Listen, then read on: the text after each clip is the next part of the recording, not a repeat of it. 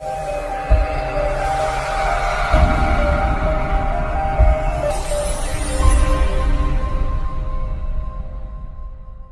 चलिए आज की वीडियो शुरू करते हैं। दोस्तों वीडियो शुरू करने से पहले मैं आपको एक बात बता दूं कि आपने अभी तक हमारे इस चैनल को सब्सक्राइब नहीं किया हो तो नीचे पर आपको ग्रीन बटन में सब्सक्राइब करके लिखा रहा होगा, इसके ऊपर क्लिक कर लीजिए और साइड में नोटिफिकेशन बेल भी आएगा, उसको भी क्लिक कर लें ताकि आपको मिल सके हमारे अगले वीडियो की नोटिफिकेशन सबसे पहले और आप कुछ नया नया सीख सके।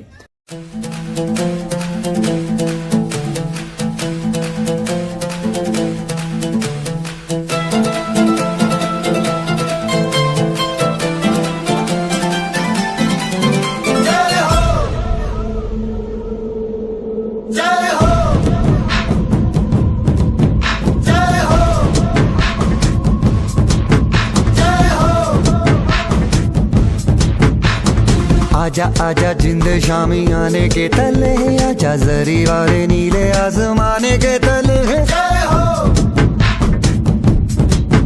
जय हो।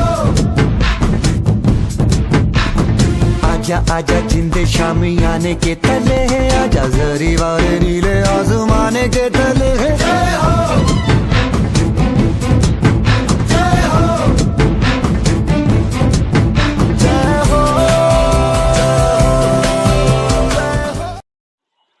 नमस्कार विद्यार्थीओ, અત્યારે આપણે આ લેક્ચરમાં નવું ચેપ્ટર ચાલુ કરી વનસ્પતિ વૃદ્ધિ અને વિકાસ.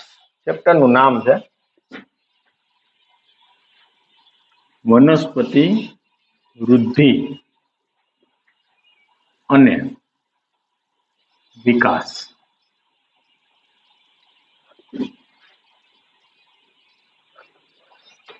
તો ભાઈ વનસ્પતિ વૃદ્ધિ અને વિકાસ એટલે શું? તો આપણે આગળના ચેપ્ટરમાં જોયું કે ભાઈ વનસ્પતિની અંદર છે, પાંચમું ચેપ્ટર ને છઠ્ઠું ચેપ્ટરની આપણે વાત કરી. એમાં આપણે એમ જોયું હતું કે ભાઈ વનસ્પતિનું બીજ આપણે જમીનમાં વાવીએ એટલે એમાંથી મુખ્ય ધરીનો ભાગ ઉત્પન્ન થાય. ધરીનો જે ભાગ જમીનની બહાર નીકળે એને આપણે પ્રરોહ કહી, જે ભાગ જમીનની અંદર હોય એને આપણે મૂળ કહી. મૂળમાંથી મૂળ તંત્રનું નિર્માણ થાય, પ્રરોહમાંથી પ્રરોતંત્રનું નિર્માણ થાય. તો અહીંયા વનસ્પતિની અંદર સપુષ્પી વનસ્પતિમાં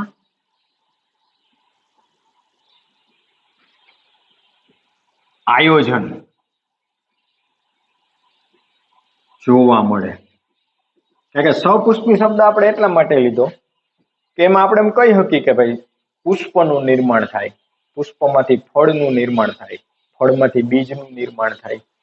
તો વનસ્પતિની અંદર આ બધા વૃદ્ધિ અને વિકાસ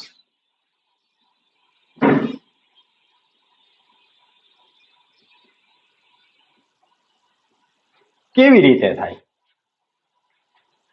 કોઈ પણ વનસ્પતિનું પર્ણ છે ઉત્પન્ન થાય, અંકુરણ થાય ત્યારે કદમાં નાનું હોય, પછી ધીમે ધીમે એનું કદ મોટું થાય, પર્ણ એનો નિર્ધારિત કદ ધારણ કરે. કોઈ પણ છોડ છે એ વાવ્યો હોય ત્યારે કદમાં નાનો હોય, એ મોટો થાય. કેને આધારે? તો વનસ્પતિની અંદર આ ચેપ્ટરમાં આપણે અમુક ટોપિકનો અભ્યાસ કરવાનો છે કે વૃદ્ધિ, વિભેદન. પેલો મુદ્દો આવશે આપણો વૃદ્ધિનો, વિભેદન. વિભેદન માટે તમને યાદ કરાવું તો આપણે ત્યાં જોયું તો મૂળના વિવિધ પ્રદેશોમાં છેલ્લે આવતો તો વિભેદનની વાત, પરિપક્વન પ્રદેશમાં વિભેદન. પછી વિકાસ, વનસ્પતિ વૃદ્ધિ નિયામકો, પછી આવશે વિકાસ, વનસ્પતિ વૃદ્ધિ નિયામકો. વનસ્પતિ વૃદ્ધિ નિયામકો એટલે અંતઃસ્ત્રાવ. વનસ્પતિમાં કયા કયા પ્રકારના અંતઃસ્ત્રાવ છે? વાસંતીકરણ અને બીજ સુષુપ્તતા.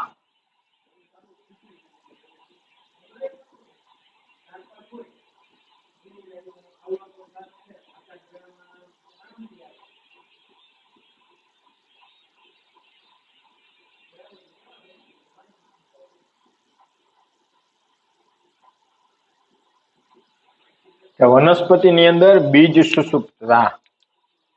આટલા ટોપિકનો છોકરાઓ આપણે આ ચેપ્ટરમાં અભ્યાસ કરવાનો છે. તો પહેલા આપણે જોઈએ બીજાંકુરણથી આપણું ચેપ્ટર ચાલુ કરીએ. પ્રસ્તાવના તમે વાંચજો, એમાં કોઈ બહુ એવી ખાસ માહિતી છે નહીં, જૂના ચેપ્ટરોનું યાદ કરાવ્યું છે.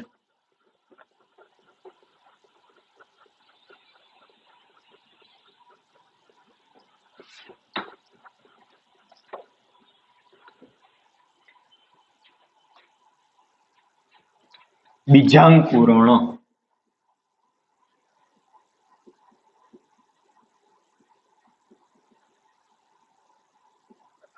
તો બીજાંકુરણ એટલે શું?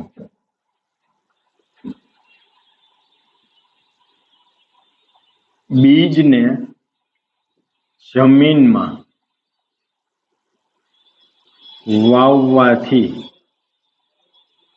માંડી તેમાંથી તરુણ રોપાના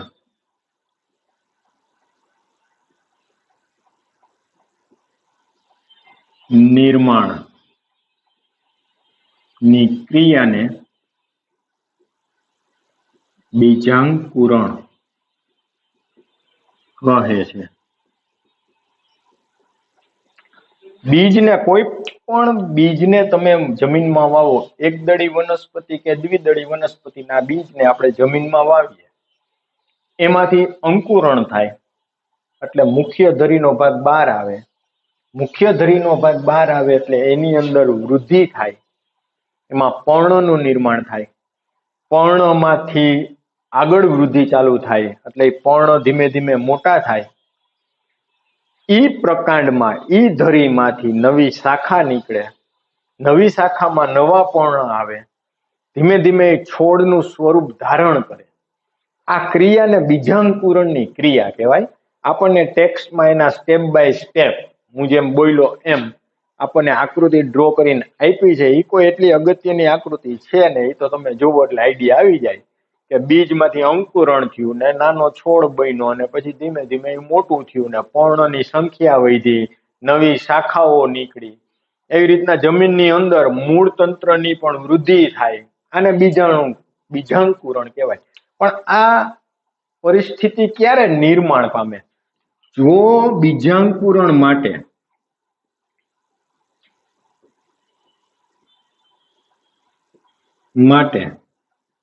પર્યાપ્ત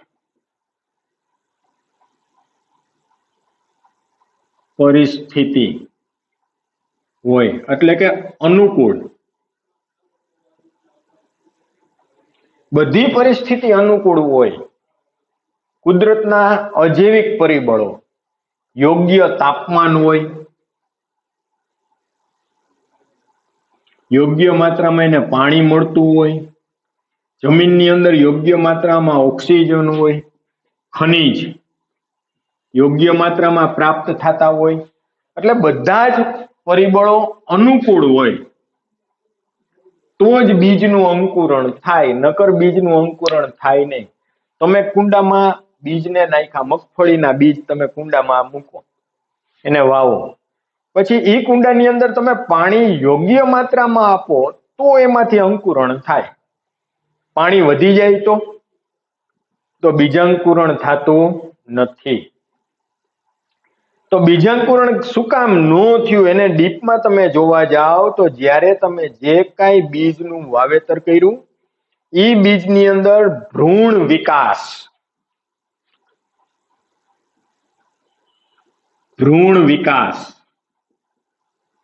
યોગ્ય થતો નથી. એના ભ્રૂણની વૃદ્ધિ યોગ્ય ન થાય તો પણ બીજાંકુરણ થવાની શક્યતા શું થાય? ઘટી જાય.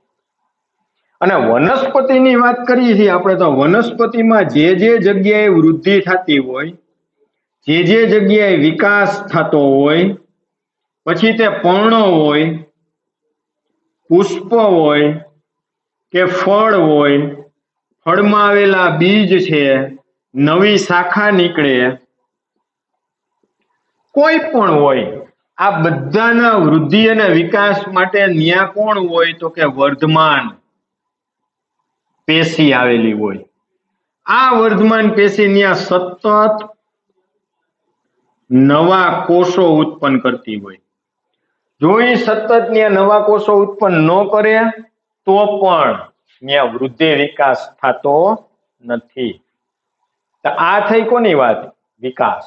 વિકાસ એટલે શું? તો કે વિકાસ બે બાબતનો સરવાળો છે.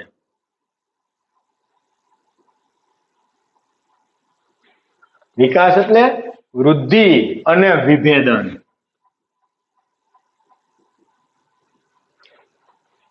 વૃદ્ધિ થાય, નવા કોષ ઉત્પન્ન થાય, ઉત્પન્ન થયેલા કોષો વિભેદીકરણની પ્રક્રિયામાંથી પસાર થાય, સ્થાયી થઈ જાય, પેશીઓનું નિર્માણ કરે, ત્યારે એની અંદર છે એ વિકાસ થાય.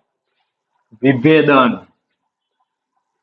આ શબ્દથી આપણે પરિચિત છીએ. છઠ્ઠા ચેપ્ટરની અંદર આપણે આવી ગયું. મૂળના વિવિધ પ્રદેશો, મૂળ ટોપ, કોષ વિભાજન પ્રદેશ, કોષ વિસ્તરણ પ્રદેશ અને પરિપક્વન પ્રદેશ. પરિપક્વન પ્રદેશમાં યાદ કરો, જ્યારે કોષો સંપૂર્ણપણે એની લંબાઈમાં ને એના ઘેરાવામાં વૃદ્ધિ પામી જાય, પછી આવા કોષો કોષ વિભાજન કરવાનો ગુણધર્મ ગુમાવી દે છે, સ્થાયી થઈ જાય છે, પરિપક્વ થઈ જાય છે. તો આવા કોષોને વિભેદિત કોષ કીધા હતા ને આ ક્રિયાને કોષ વિભેદનની ક્રિયા કીધી હતી.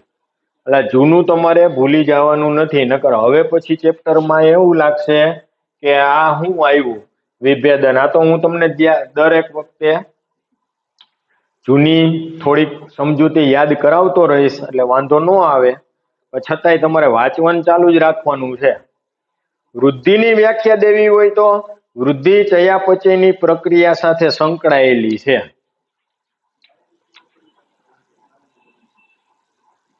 વૃદ્ધિ ચયાપચય ની ક્રિયા સાથે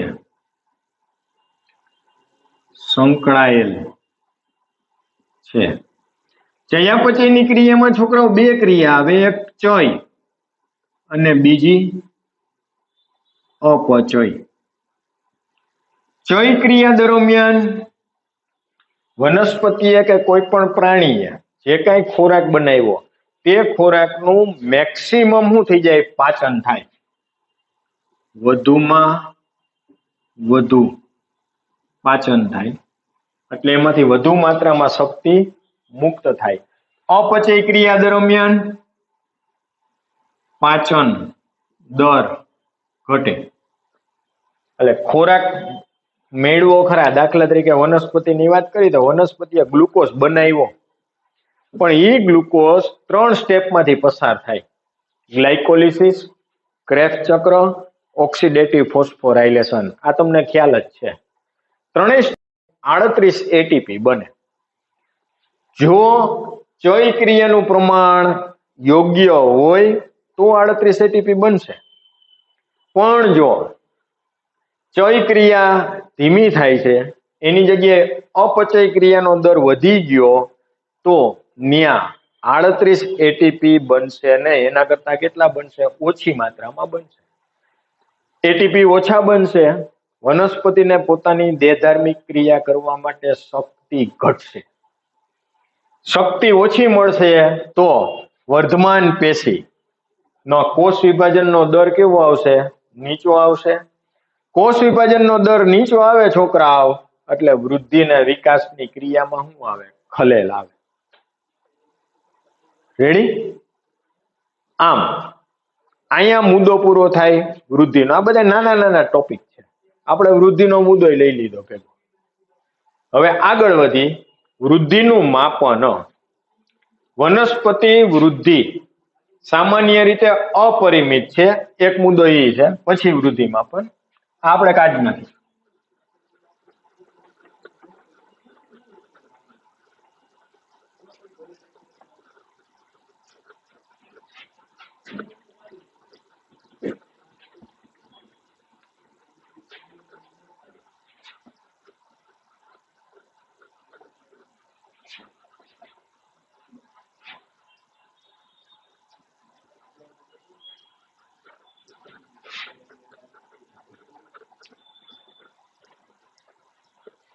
એન પછીનો ટોપિક, વનસ્પતિ વૃદ્ધિ સામાન્ય રીતે અપરિમિત છે.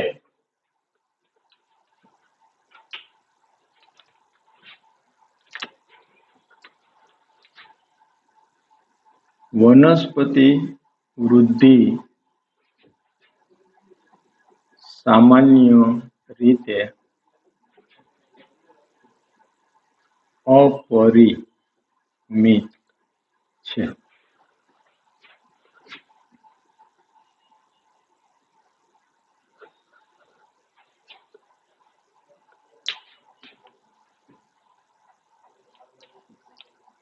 હવે આ શું કામ? એને અપરિમિત એટલે શું? તો કે એકવાર વનસ્પતિમાં વૃદ્ધિ થઈ ગઈ પછી વૃદ્ધિ ઘટે નહીં.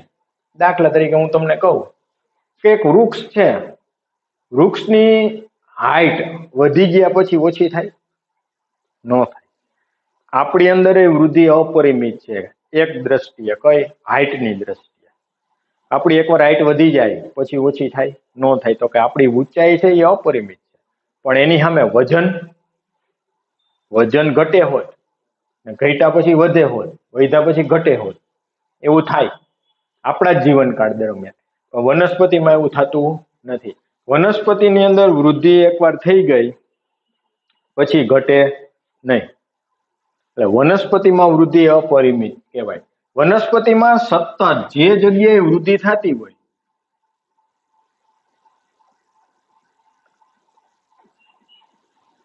ત્યાં વર્ધમાન પેશી આવેલી હોય.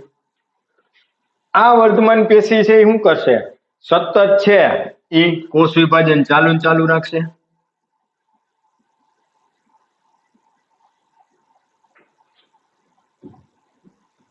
વનસ્પતિમાં સતત કોષ વિભાજન ચાલુ રહે એટલે છોકરાઓ ન્યા શું થાય? તો કે એના અંગોનું નિર્માણ થાય, નવા પર્ણ ઉત્પન્ન થાય, નવી શાખા આવે, પુષ્પકલિકા, પુષ્પ, ફળ, બીજ નિર્માણ થવાનું શું રહે? ચાલુ રહે. આ ક્યારેય બંધ થતું નથી. પણ જો વનસ્પતિની અંદર આ સતત ને સતત કોષ વિભાજન ચાલુ રહે તો ક્યારેય અંગો બને નહીં. વનસ્પતિની અંદર અંગોનું નિર્માણ બનવું જોઈએ, અંગોનું નિર્માણ થવું જોઈએ. એટલે જ્યારે કોષો વિભાજનને અંતે કોષો તેની લંબાઈ અને ઘેરાવામાં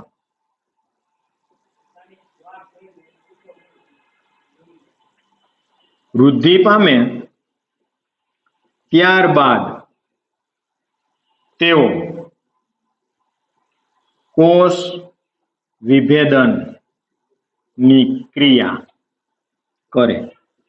હવે કોષ વિભેદનની પ્રક્રિયા કરી નાખે. એટલે મેં તમને હમણાં આગળ કીધું તેમ તેઓ હવે કોષ વિભાજન કરવાનો ગુણધર્મ ગુમાવે. કોષ વિભાજન કરવાનો ગુણધર્મ ગુમાવે. જે કોષો કોષ વિભાજન કરવાનો ગુણધર્મ ગુમાવી દે આવા બધાય કોષો છે તે સ્થાયી થઈ જાય.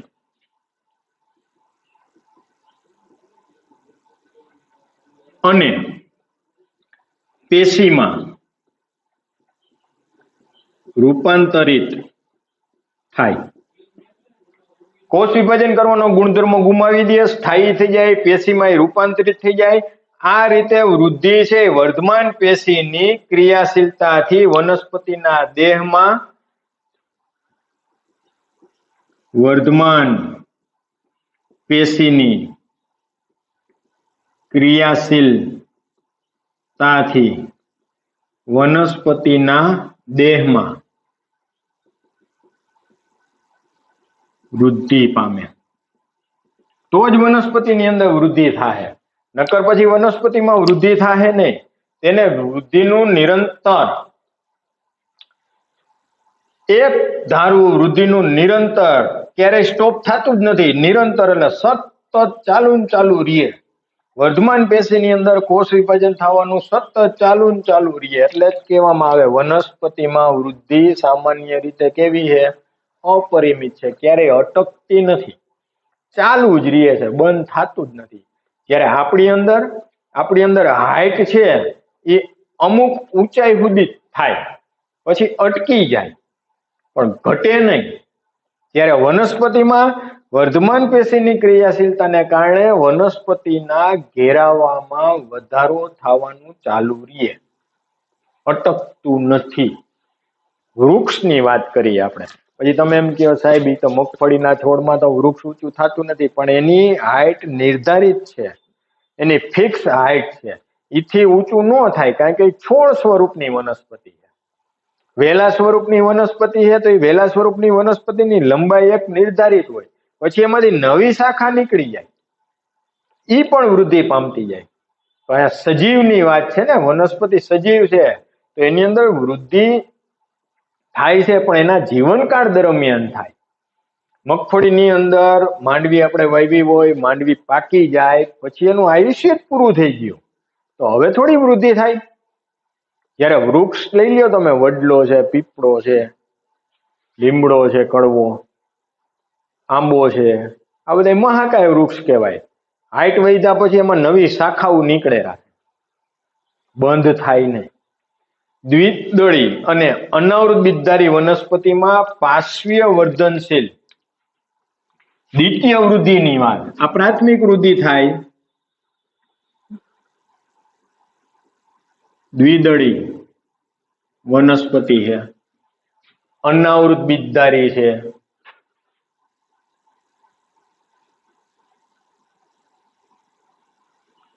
છઠ્ઠા પાઠમાં આપણે જોયું હતું દ્વિતીય વૃદ્ધિ. તો દ્વિદળી વનસ્પતિ છે, અનાવૃત બીજધારી વનસ્પતિ છે, આ બધાની અંદર પાર્શ્વીય વર્ધનશીલ પેશી છે, પુલ્ય એધા છે. પાર્શ્વીય વર્ધનશીલ પેશી, પુલ્ય એધા, જેને આપણે ત્યાં બીજા નામથી પણ ઓળખતા હતા, જેને વાહી એધા કહેતા હતા, ત્વક્ષ એધા કહેતા હતા. અને આપણે પુલ્ય એધા એટલે વાહી એધા,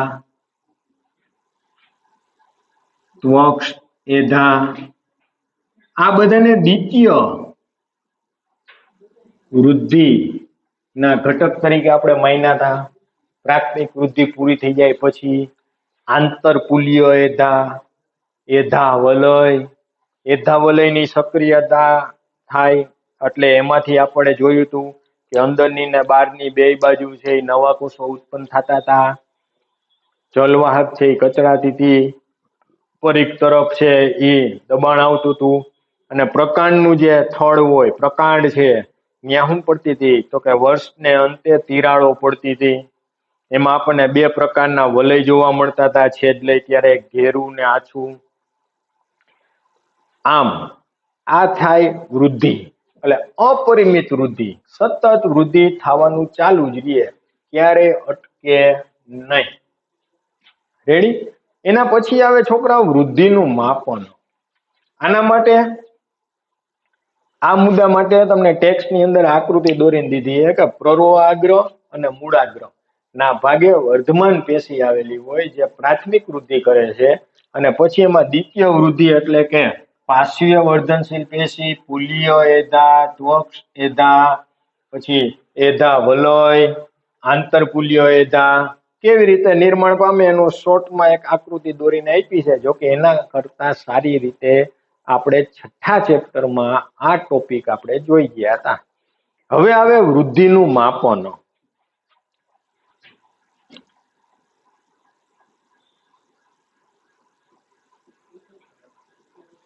તો ભાઈ વૃદ્ધિનું માપન છે વિવિધ રીતે થઈ શકે, જુદી જુદી રીતે માપન થાય. વૃદ્ધિના માપન કરવા માટેના ઘણી બધી સિસ્ટમ છે. દાખલા તરીકે લંબાઈ, વૃક્ષની લંબાઈ, પર્ણની સંખ્યા, પછી એમાં જ તમે ડીપમાં જાઓ તો કે પર્ણનું કદ,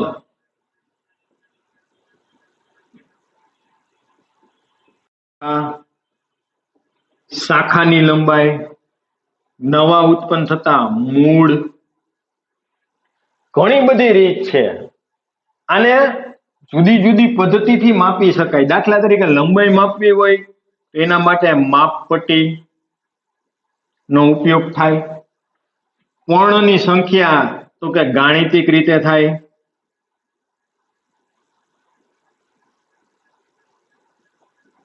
પર્ણનું કદ, તો આજે એક નવું પર્ણ ઉત્પન્ન થયું, અંકુરણ પામ્યું પર્ણ, તમે જોઈ લીધું, એને માર્કરથી ટીક કરી નાખો એટલે ખબર પડે કે આ પર્ણ છે. પર્ણ તો ઘણા બધા હોય છોડમાં. એક અઠવાડિયા પછી તમે સાપેક્ષ વૃદ્ધિની માપન કરી શકો. એક વીક પહેલા જ્યારે આ પર્ણ ઉત્પન્ન થયું હતું ત્યારે એનું લંબાઈ કેવડી હતી, તો કે ભાઈ 2 ઇંચની હતી. એક અઠવાડિયા પછી એ પર્ણની લંબાઈ કેટલી થઈ, તો ભાઈ 4 ઇંચ થઈ, 5 ઇંચ થઈ.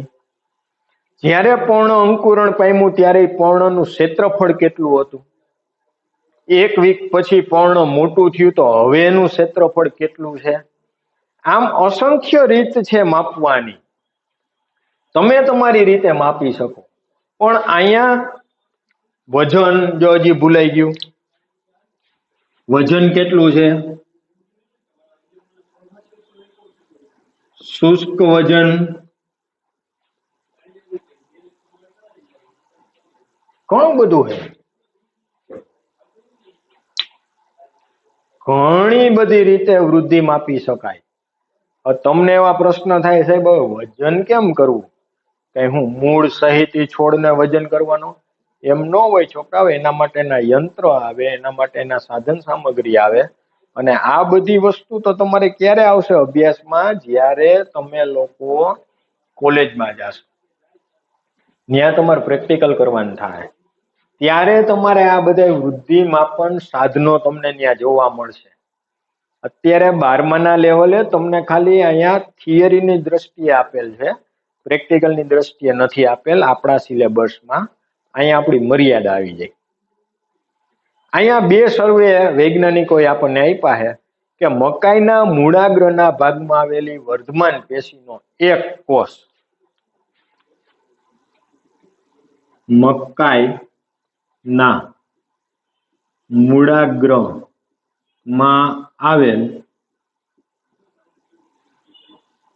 વર્ધમાન પેશીનો એક કોષની વાત છે. આ એક કોષ પ્રતિ કલાકે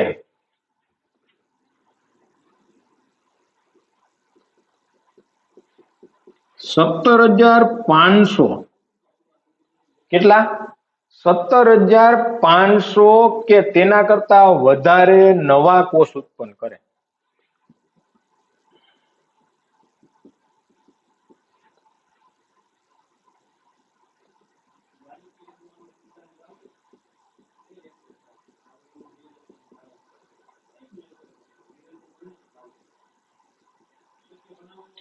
તો આ પણ એક પ્રકારની શું થઈ છોકરા, વૃદ્ધિ જ થઈ.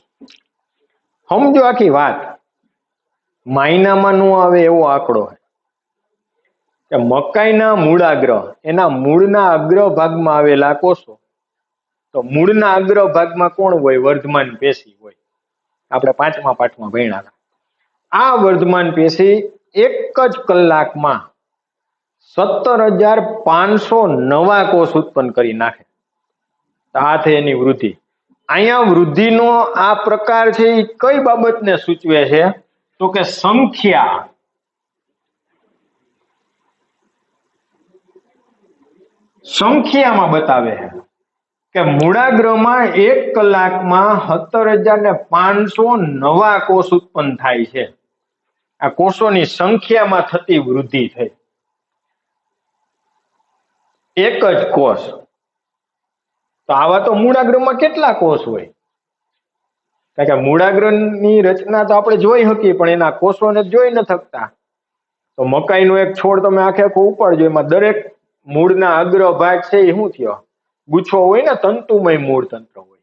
તો જેટલા ભાગ છે આવી રીતના આમ મૂળ આવેલા, તો આ માની લ્યો 5 મૂળ છે તો 5 થયા મૂળાગ્ર. તો એક કોષમાંથી આટલા ઉત્પન્ન થાય તો 5 માંથી કલાકે તો 24 કલાકે કેવડા કોષ ઉત્પન્ન થઈ જાય? તો આ વૃદ્ધિ છે એ શેમાં બતાવે? તો કે સંખ્યામાં થતો વધારો. આ વૃદ્ધિનું ઉદાહરણ એના માટે.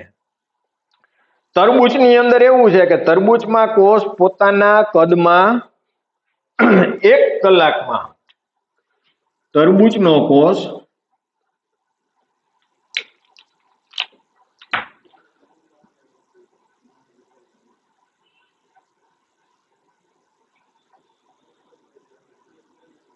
પોતાના કદમાં વધારો કરે, પોતાનું કદ વધારે છે. કેટલું? 3.5 લાખ ગણો વધારો કરી શકે. કેટલો?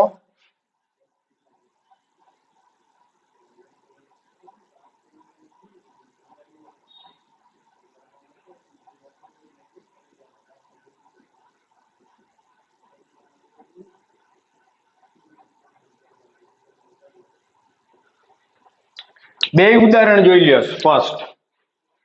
અહીંયા સંખ્યામાં વધારો થાય છે એની વાત છે. અહીંયા તરબૂચનો કોષ છે એ જેવડો હોય એવડો, ઈ ધારે એટલે એનું કદ છે ને 3.5 લાખ ગણું મોટું થાય. તો ન્યા શું થયું? તો કે એના કદમાં વૃદ્ધિ થઈ, કદની અંદર વધારો થાય છે એટલે કદમાં વૃદ્ધિ થઈ. રેડી? તો આ વૃદ્ધિ થઈ, ને વૃદ્ધિનું માપન જુદી જુદી રીતે થઈ શકે.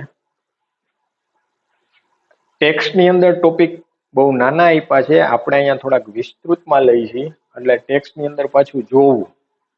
બરાબર? ટેક્સ્ટ સિવાયની પણ માહિતી આપણે આપતા અહીંયા ક્લાસમાં હોય. હવે એના પછીનો ટોપિક છે કે વૃદ્ધિના તબક્કા. આપણે આ કાઢી નાખીએ.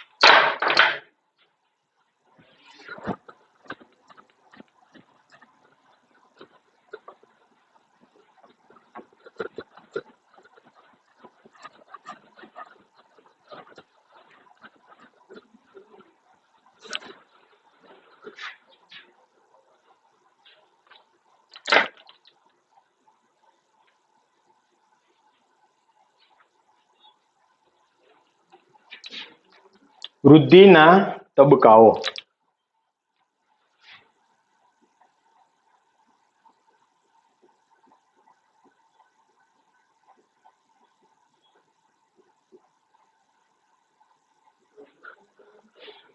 તો વૃદ્ધિના તબક્કા આ મુદ્દો છે એ આપણે આગળ જોઈ ગયા છીએ, પણ છતાંય આપણે અહીંયા આપ્યો છે એટલે પાછો લઈ 5મા ચેપ્ટરમાં આપણે લીધો તો વૃદ્ધિના સમયગાળાને સામાન્ય રીતે 3 તબક્કામાં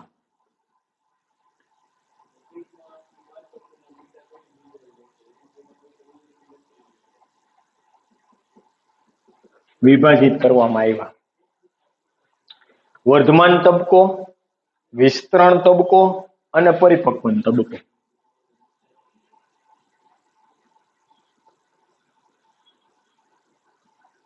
વર્ધમાન તબક્કો, વિસ્તરણ તબક્કો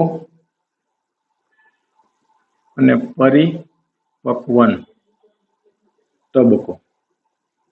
હવે ત્રણેય તબક્કાના નામ જોઈને તમને આઈડિયા આવી ગયો હશે કે હવે આમાં વાત શું કરવાની છે. આપણે આગળ લીધું તો ઈ જ છે, નવીન કાંઈ છે નહીં. આ 3 સ્ટેપમાં વિભાજિત કરવામાં આવ્યા. વનસ્પતિની અંદર વૃદ્ધિ છે એ 2 ભાગમાં થાય.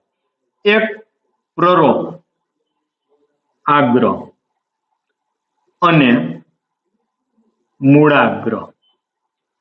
પ્રરોઆગ્ર અને મૂળાગ્ર 2 જગ્યાએ આવેલી હોય વર્ધમાન પેશી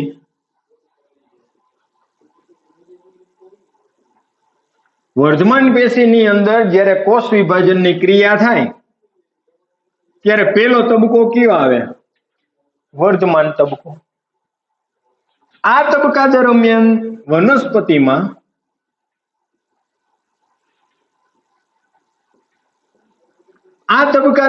વનસ્પતિમાં શું થાય?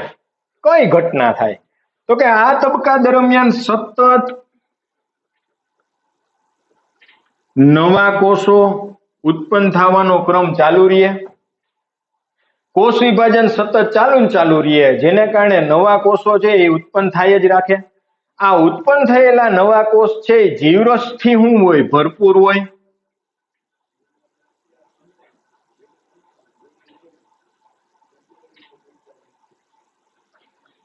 આ બધા જ મુદ્દા આપણા જૂના હતા એ જ. ભરપૂર હોય, મોટું ને સ્પષ્ટ એના કોષ કેન્દ્ર હોય. કોષ કેન્દ્ર મોટું અને સ્પષ્ટ આવેલું હોય.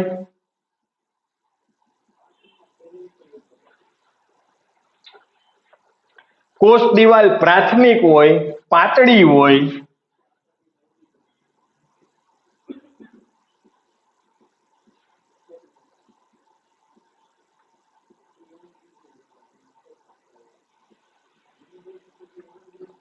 અને સાથે સાથે એની અંદર સેલ્યુલોઝની માત્રા શું હોય? વધુ હોય.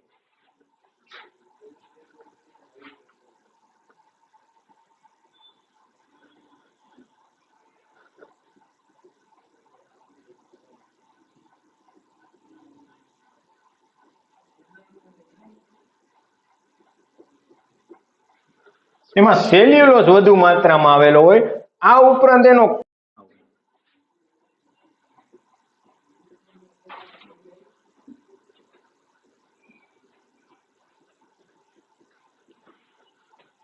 તો આ મુદ્દા થયા એ કોના થયા? તો કે વર્ધમાન તબક્કાના થયા. બીજું સ્ટેપ આવતું હતું છોકરા વિસ્તરણ પ્રદેશ.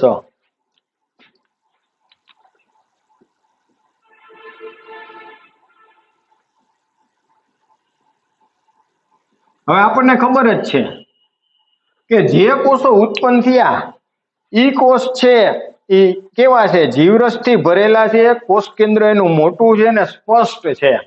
આ કોષો હવે વિસ્તરણ પામે. કોષો મોટા કદની રસધાનીનું નિર્માણ કરે. કોષોમાં મોટા કદની રસધાનીનું નિર્માણ થાય. રસધાની મોટા કદની બને તો એ રસધાની હોય ક્યાં? કોષની અંદર જ હોય ને. તો રસધાનીનું કદ વધશે તો શું થાય? કોષનું કદ વધશે. કોષનું વિસ્તરણ થાય અને નવી કોષ દિવાલનું શું થાય? નિર્માણ થાય.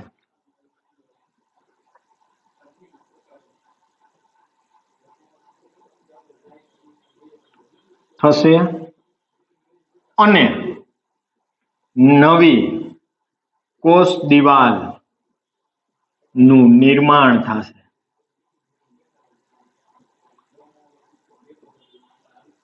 હવે ત્રીજો તબક્કો કયો આવશે છોકરાઓ?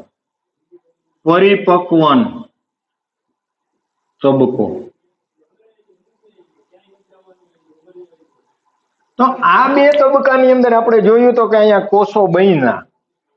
વિસ્તરણ તબક્કામાં જોયું કે કોષો જે નાના હતા એ મોટા થયા. એની અંદર રસધાનીનું કદ મોટું થયું એટલે કોષનું શું થઈ ગયું? વિસ્તરણ થઈ ગયું.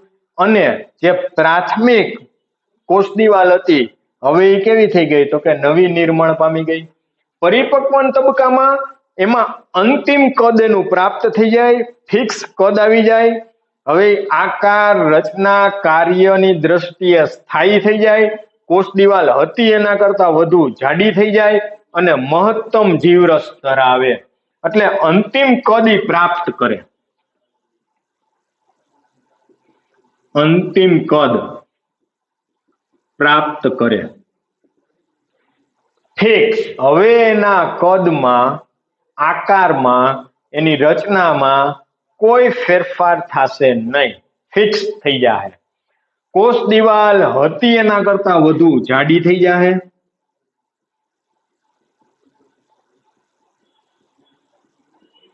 કોષ દિવાલ જાડી બની જાય અને મહત્તમ જીરસ ધારણ થઈ જાય.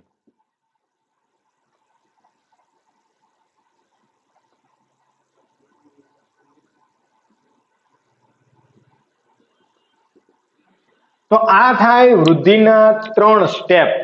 દરેક વનસ્પતિની અંદર આ 3 તબક્કામાં વૃદ્ધિ થાય. આના વિશે વધુ ડીપમાં આપણે 6થા ચેપ્ટરમાં જોઈ ગયા હતા. મૂળની અંદર આપણે વૃદ્ધિના તબક્કા જોયા હતા. ઈ જ છે અહીંયા ને આપણે એક વધારાનું આવતું હતું મૂળ ટોપ. અહીંયા મૂળ ટોપ વાળી વાત નથી, બાકી કોમન જ છે. હવે આજના હોમવર્કમાં તમારે વૃદ્ધિ, બીજો મુદ્દો વનસ્પતિ વૃદ્ધિ સામાન્ય રીતે અપરિમિત છે. ત્રીજો મુદ્દો વૃદ્ધિના તબક્કા. એટલે આ 3 મુદ્દા હોમવર્કમાં 2 વાર લખવાના છે. વૃદ્ધિના તબક્કા, વૃદ્ધિનું માપન, વૃદ્ધિ વનસ્પતિમાં સામાન્ય રીતે અપરિમિત છે અને વૃદ્ધિ ખાલી. એટલે 4 ટોપિક થાય. નાના ટોપિક છે. લેક્ચર વ્યવસ્થિત જોજો અને પછી હોમવર્ક કરજો. એ પહેલા એક ટોપિક તમારે જોતો જવાનો છે અને ટેક્સ્ટમાંથી તૈયાર કરતો જવાનો છે, જેથી કરીને તમારે એ મુદ્દામાં કોઈ પણ પ્રકારના પ્રશ્નો ઉત્પન્ન થાય નહીં. રેડી? અહીંયા આપણે અટકીએ. આવતા લેક્ચરમાં આપણે આગળ વધશું.